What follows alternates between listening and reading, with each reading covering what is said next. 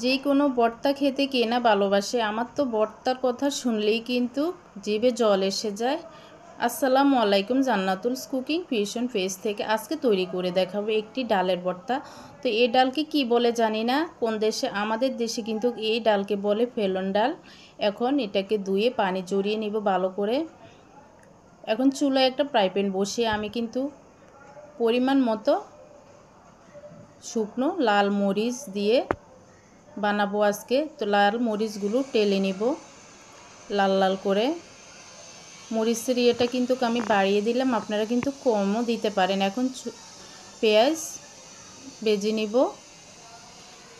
এখানে 4-5টি রসুনের কোষ বেজে নিব। বেজে এখন ডালটা কিন্তু সিদ্ধ করে নিব একই ফ্রাই প্যানে।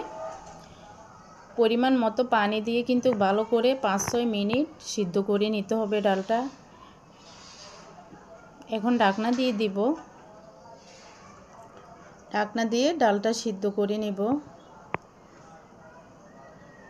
দেখেন সিদ্ধ হয়ে গেছে ডাল। রেসিপিটি ভালো লেগে থাকলে ছোট পেজটিতে লাইক ফলো দিয়ে রাখবেন। আর ভর্তার রেসিপি কার না খেতে ভালো লাগে। এখন একটু তেল দিয়ে ভালো করে ডালটা ভেজে নেব। ঠান্ডা হয়ে গেলে পেঁয়াজ, রসুন, মরিচ, পরিমাণ মতো লবণ দিয়ে ব্লেন্ডার করে নেব। আপনারা চাইলে কিন্তু পাটায় বেটে নিতে পারেন।